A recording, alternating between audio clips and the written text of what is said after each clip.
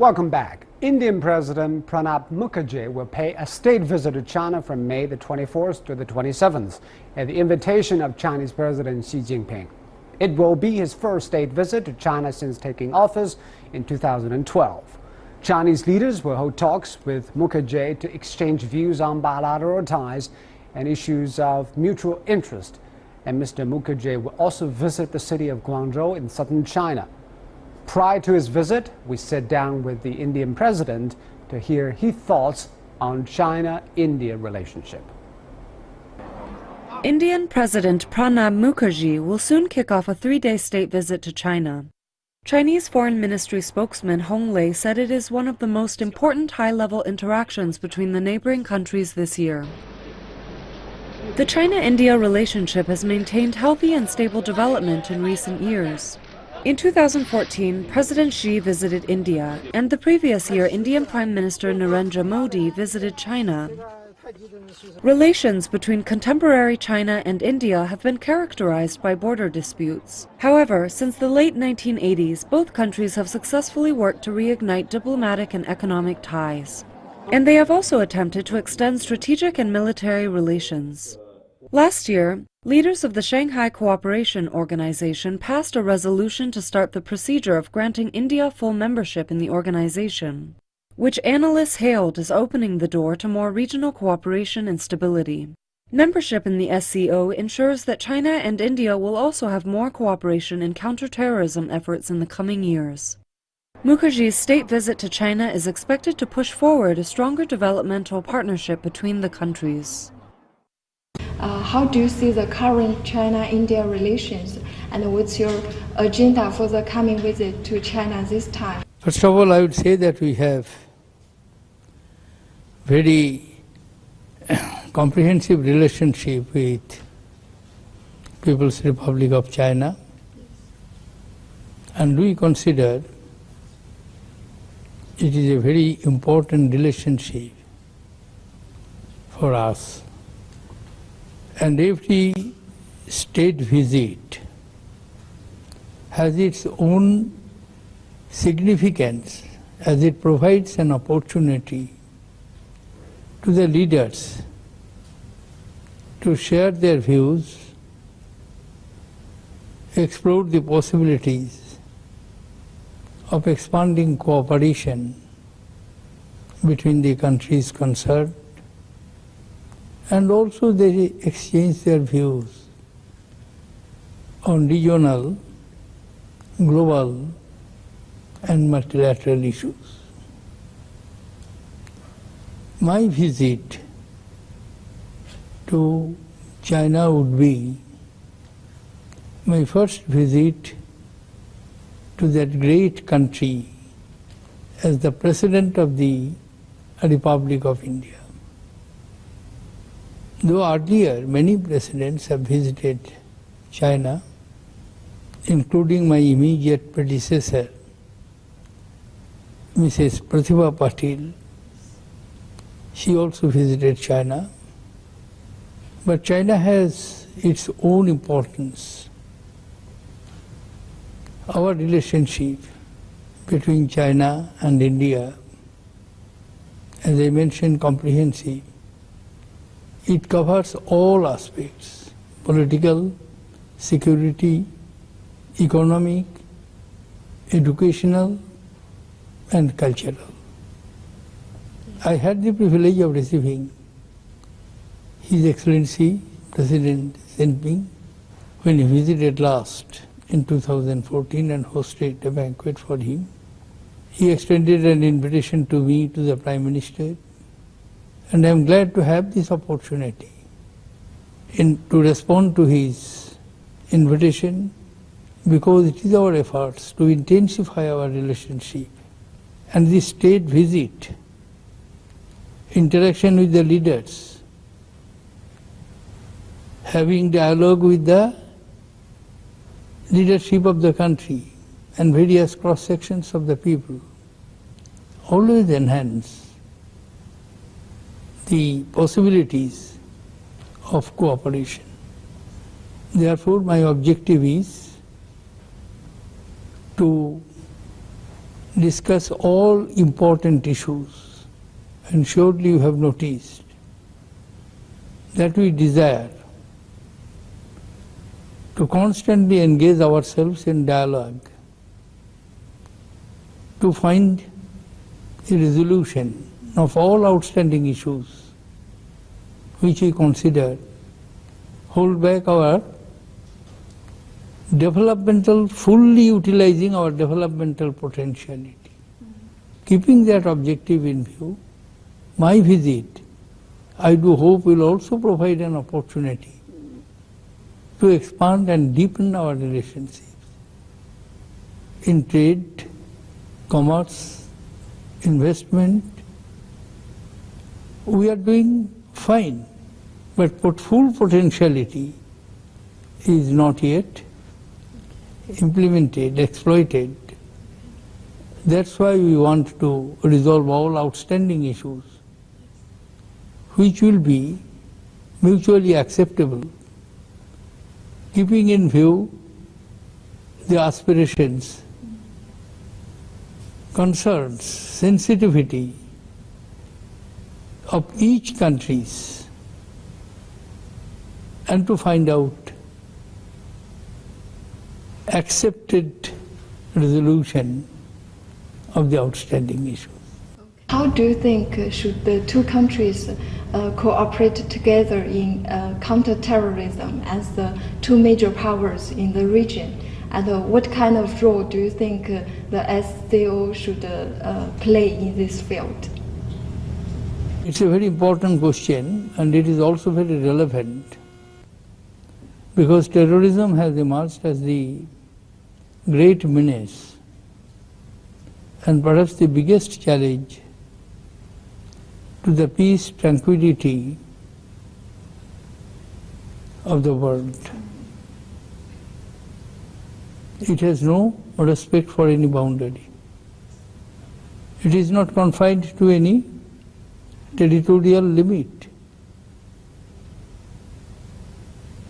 It spreads its venom and hatred all over the world. Therefore, to check terrorism, comprehensive efforts by all countries concerned are needed. We have been the victim of terror activities for a very long period of time. And we know that how menacing terrorism is. India and China, both huge countries, multicultural, multiracial, if they come together in fighting this menace, I'm sure it will have its own impact. And India always believes that every country should have a zero tolerance policy towards terrorism. And the fight is to be all out, all comprehensive. There cannot be any qualification in fighting this menace. The new, not exactly new mechanism, it existed, but India is going to be the full member of the mechanism, Shanghai Cooperation Organization. Certain formalities are to be complied with, and I feel in this year itself, India will be the full member. And naturally, like many other forums, it will also provide an opportunity to expand our cooperation and to help each other in fighting this menace. In addition to anti-terrorism efforts, China-India trade cooperation is also expanding on a large scale. The growing collaboration between the two fastest-growing economies in the world could potentially change the paradigm of their economic relationship. In the last 5 years, many Chinese companies have invested in India. Alibaba has bought a 25% stake in India's e-commerce website Paytm. Huawei has invested $170 million in a research and development center, its first outside of China. Xiaomi is planning to set up a data center in India. And a new government-sponsored initiative called Make in India encourages companies from elsewhere to manufacture in India. Bilateral trade has grown substantially in recent years. Nevertheless, it's heavily skewed towards China. Chinese pharmaceutical industry could gain considerably by collaborating with Indian pharmaceutical companies, especially companies that manufacture and export generic drugs. There are a host of areas where India could gain from China, whether it be civil construction, infrastructure, light engineering, agriculture. China's One Belt, One Road initiative is facilitating several projects that will likely balance the situation. One of these is the India-China City, which will boost commodities exchanges between the two nations. As infrastructure and other areas of exchange continue to grow, the two countries are aiming for win-win cooperation. First of all, we must express our appreciation because our economic cooperation is expanding, trade is expanding, volume of trade is increasing every year. Yes. And I do hope in future it will be possible for us to expand our economic cooperation in depth and in physical expansion. We have established a number of mechanisms. Joint Economic Commission. We have mechanism of dialogue at high level for security. We have established mechanism of mutual consultations, and we do whenever we get the opportunity of discussing with each other. And India requires investment from China because in areas like infrastructure, trade, development of modernization and development of railways, communication, manufacturing are the field in which investment from China is welcome. We do feel our Make in India program, Digital India program, Smart Cities program will open windows for Chinese investment, and we have the mechanism through which these investments could be assured and there will be no risk in investment. Therefore, I do feel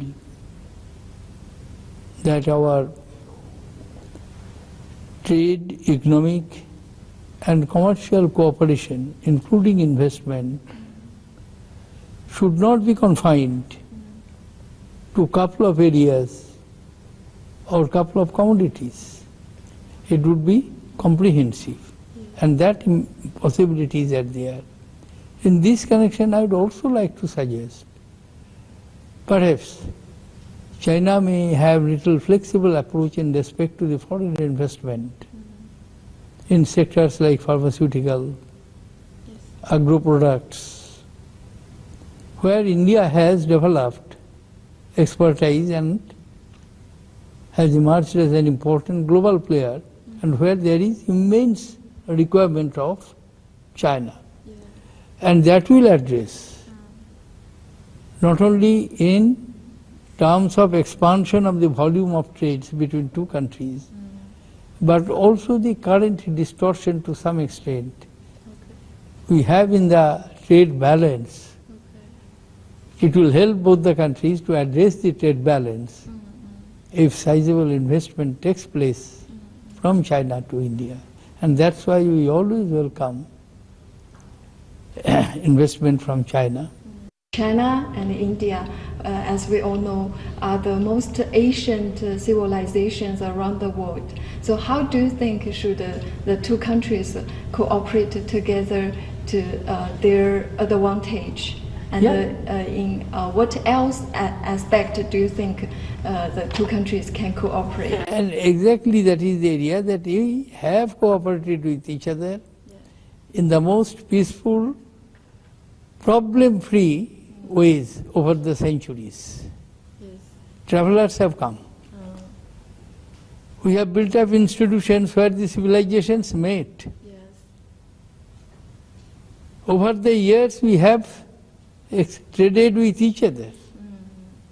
Therefore I do feel, and it is because of this reason I am taking a large number of academicians, university vice chancellors, director NITs with me, so that we can build up cooperation in the field of education, culture, and we want to liberalize the process of traveling to each other. Because if there is frequent exchange and people to people contacts are established, that will provide the necessary momentum to expand and deepen our relationship. Therefore, when these two old civilizations come together, and as we more than often we used to say, that if we work together on the world platform, world will notice and world will appreciate that the 2.5 billion people of these two older civilizational countries have come together. They are working together. That would be the most remarkable thing. And in this connection, I would like to take this opportunity of conveying my best wishes to all your viewers and through your medium to brothers and sisters of this great country, People's Republic of China. Indian President Mukherjee talking to CCTV. And that's it for today. If you'd like to see more, you can visit our website just to type World Insight CCTV News into your search engine, or you can check out our YouTube channel if you live overseas. From me, Zhou Yue, and everyone here at World Insight team, thanks for watching. And tune in again next time for more insights from across China and around the world.